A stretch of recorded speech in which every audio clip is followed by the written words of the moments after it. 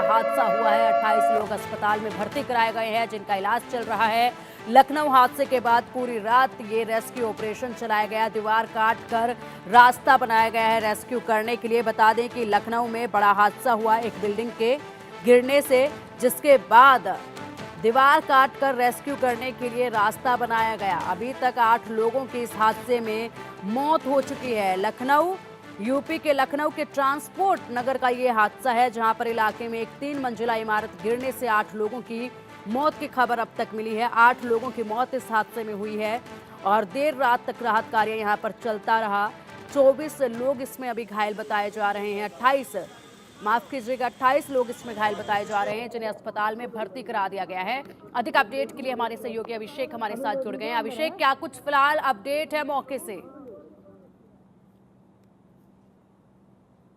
बिल्कुल, 8 लोगों की मौत की पुष्टि हुई है। देर रात तक पूरी तरह से ये रेस्क्यू चलता रहा। एसडीआरएफ की टीम पूरी रात ये काम करती रही है। अभी भी लगातार रेस्क्यू वर्क पूरी तरह जारी है। आपको बता दें कि जब ये इमारत गिरी उस वक्त एक ट्रक भी अनलोड हो रहा था, यानी उसमें सामान लोड होने वाला था, और उसी वक्त ये पूरी इमारत भरभरा कर नीचे आ गई।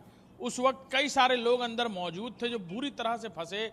कुछ लोग बाहर की तरफ थे, जो कम फंसे थे उन्हें पहले निकाला गया, यानी तकरीबन 20 लोग थे जिनको स्थानीय लोग और पुलिस ने वहां से तुरंत बाहर निकाला बिल्डिंग से, जिनको कुछ गंभीर चोटें कुछ को आई हैं, कुछ को हल्की फुल्की चोटें आई हैं। लेकिन 8 वो लोग थे जिनकी जान नहीं बचाई जा सकी, यानी 3 मंजिला इमारत के ठीक नीचे ग्राउंड फ्लोर पर वो लोग काम कर रहे थे।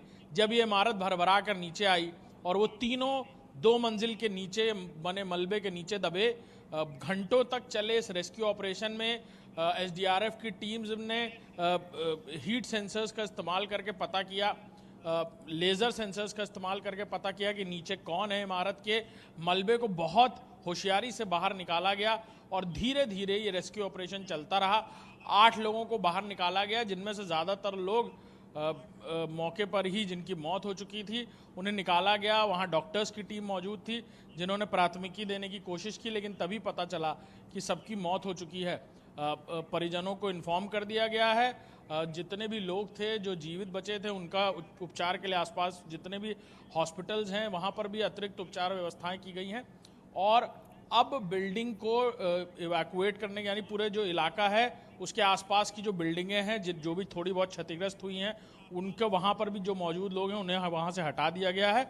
और धीरे धीरे जो पूरा बिल्डिंग डिमोलिश हुई है उस साइट को धीरे धीरे क्लीन किया जा रहा है। जी अभिषेक, इस कॉम्प्लेक्स में दवा, इंजन, ऑयल कंपनियों समेत 4 गोदाम चलाए जा रहे थे, जिसमें लगभग 30 लोग जो है काम करते थे। इसके गोदाम में 30 से ज़्यादा भी हो सकती है ये संख्या।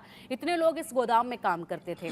भरभरा कर ये बिल्डिंग गिर गई। किसी को अंदाजा भी नहीं लगा होगा कि इस तरीके से अचानक ये हादसा हो जाएगा। क्या मुख्य कारण रहा इस बिल्डिंग के गिरने से? जिस तरीके से इसमें गोदाम चलाए जा रहे थे, काम हो रहे थे, क्या उसकी जानकारी प्रशासन को थी? क्या इनके लीगल डॉक्यूमेंट्स कंप्लीट थे?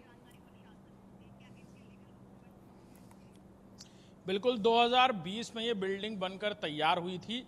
यहाँ पर एक फार्मा कंपनी का गोडाउन, साथ ही साथ नीचे एक इंजन ऑयल का गोडाउन और ऊपर भी कुछ ऐसे ही ऑफिसेज चलते थे ट्रांसपोर्ट से जुड़े हुए। क्योंकि जो इलाका है लखनऊ का आउटर पेरिफेरी है, ट्रांसपोर्ट नगर नाम सीधे तौर पर इसलिए दिया गया है कि ट्रांसपोर्टेशन से जुड़े हुए, यानी जो बड़े माल भाड़े के कारोबार हैं उनसे जुड़े हुए जितने भी बड़े ट्रक्स हैं, ट्रांसपोर्टेशन से जुड़े ऑफिसेज हैं, वो इस इलाके में बने हुए हैं। लिहाजा यहाँ से भी ट्रांसपोर्टेशन का ही बड़े पैमाने पर काम होता था। जो जानकारी मिल रही है कि अब से कुछ महीनों पहले एक ट्रक आकर बिल्डिंग की इमारत के जो पिलर में आकर लड़ा था अनलोड करते समय, और तब से इमारत में कुछ क्रैक आ गए थे। आज जब ये कल जब ये बीते दिन ये हादसा हुआ, तब भी इस इमारत में उसी तरह ट्रक बैक करते समय, गोडाउन के अंदर जाते समय उसी पिलर में जा लड़ा और तब बिल्डिंग पूरी तरह से भरभरा कर नीचे आ गई। 1 सेकंड का भी किसी को वक्त नहीं मिला। 30 से 35 लोग अंदर मौजूद थे, वो सब बिल्डिंग के अंदर फंस गए। जो टॉप फ्लोर पर थे उन्हें निकालना आसान रहा। कुछ लोग बिल्डिंग से कूदे भी दूसरी बिल्डिंग्स में, और कुछ लोग नीचे दबे जिनको बचाना बिल्कुल मुश्किल हो गया। और वही वो 8 लोग हैं जिन्होंने अपनी जान गंवा दी है। जी अभिषेक, जानकारी यहाँ पर यह भी निकलकर सामने आ रही है कि पानी भरने से इमारत की नींव काफी कमजोर हो चुकी थी, जो कि देखी भी जा रही थी। लोगों ने इसकी शिकायत भी की थी, लेकिन बावजूद इसके कुछ नहीं हुआ था। ऐसा कोई वहां के आसपास के लोगों ने जानकारी दी है क्या इस मामले में? बिल्कुल, आसपास कई सारी कमर्शियल बिल्डिंग्स बनी हुई हैं, क्योंकि शहीद पथ से बिल्कुल सटा हुआ इलाका है, यानी मेन रोड से सटा हुआ इलाका है, थोड़ा सा नीचे बना हुआ इलाका है। पानी भरना स्वाभाविक सी बात है, क्योंकि कल भी जब ये पूरा रेस्क्यू वर्क चल रहा था तब भी तमाम कीचड़ और पानी जलभराव की स्थिति वहां बनी हुई थी। लेकिन अब ये पूरा मामला जांच के बाद सामने है, क्योंकि लखनऊ विकास प्राधिकरण ने एक जांच सेटअप की है, जिसमें 3 अधिकारियों को नोडल ऑफिसर्स बनाया गया है, जो इस पूरे मामले पर जांच करेंगे कि आखिर बिल्डिंग के गिरने के मुख्य कारण क्या थे। मटीरियल वर्क की वजह से ये बिल्डिंग गिरी है, पुअर कंस्ट्रक्शन की वजह से गिरी है, क्योंकि नक्शा एलडीए से पास था, तो नक्शे के अनुरूप बिल्डिंग बनी कि नहीं बनी, जो डायग्राम दिया गया था नक्शे के साथ, उसी डायग्राम से बिल्डिंग बनी या नहीं बनी, ये सारी बातें हैं जो जांच के बाद सामने होंगी। इसीलिए पहले पूरा ध्यान रेस्क्यू वर्क पर लगाया गया था, और अब जो मलबा है उसे हटाने का काम चल रहा है। जी अभिषेक, इसी के साथ अगर बात की जाए, अधिकारियों की तरफ से क्या कुछ बयान इस पर सामने आया है अभी तक इस पूरे हादसे पर? क्योंकि दुख जो है प्रधानमंत्री मोदी जता चुके हैं और मुख्यमंत्री भी जता चुके हैं। क्या कुछ ऐलान मरने वालों के लिए किया गया है? बिल्कुल, उत्तर प्रदेश की राजधानी लखनऊ में अचानक हुआ ये दुखद हादसा। सीधे तौर पर कहा जाए तो सभी आला अधिकारी रात भर वहां मौजूद थे, चाहे वो मंडल आयुक्त की बात की जाए, यानी कमिश्नर की बात की जाए रोशन जैकब की, पुलिस कमिश्नर अमरेंद्र सिंह सेंगर की बात की जाए, वो वहां मौजूद थे। एसडीआरएफ की टीम्स मौजूद थी, जो लगातार रेस्क्यू वर्क करती रही। आसपास के जो लोग थे, यानी जो लोकल रेजिडेंट्स थे, वो भी वहां पर मौजूद थे। पूरी रात जब ये रेस्क्यू वर्क चलता रहा है, एक के बाद एक लोगों को बाहर निकाला जा रहा था।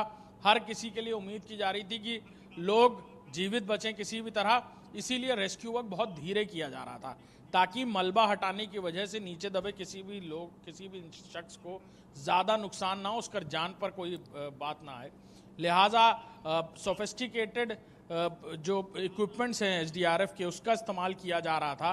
लोगों को बाहर निकालने के लिए मोबाइल की लोकेशनों का इस्तेमाल किया जा रहा था। जी ठीक है अभिषेक, बात करें अगर जो लोग अभी अस्पताल में भर्ती हैं, 20 से ज़्यादा उनकी संख्या है, उनकी हालत क्या कुछ बनी हुई है फिलहाल? वहाँ से कोई अपडेट अस्पताल से?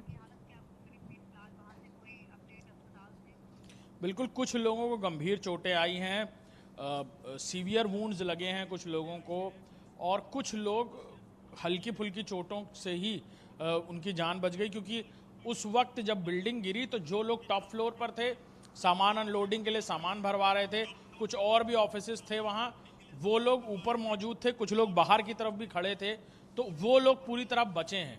यानी उनको थोड़ी बहुत चोटें आई हैं। जब इमारत नीचे गिरी तो जो मलबा है वो एकदम से चेहरे पर आया या उनके शरीर पर आया, तो जो चोटें हैं वो ईंटें या कंक्रीट की वजह से उनको लगी हैं। लेकिन कुछ लोगों को गंभीर चोटें भी लगी हैं, यानी सीवियर वुंड्स हैं, उनके हाथ पैर की हड्डियां टूट गई हैं। उनका इलाज आसपास के अस्पतालों में चल रहा है।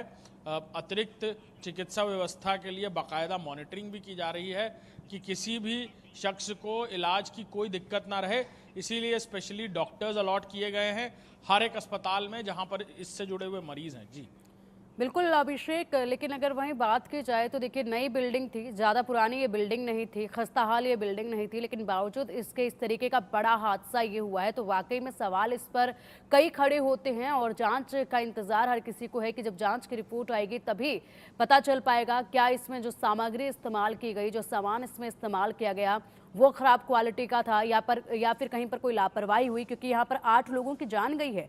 20 से ज़्यादा लोग जो है अभी अस्पताल में अपनी ज़िंदगी के लिए लड़ रहे हैं। वाकई ये बड़ा हादसा है और इस पर जांच होगी तो रिपोर्ट जब सामने होगी तो कार्रवाई भी ज़रूर होगी, क्योंकि खुद मुख्यमंत्री ने इसमें निर्देश दिए हैं और कहा है कि जल्द से जल्द सबका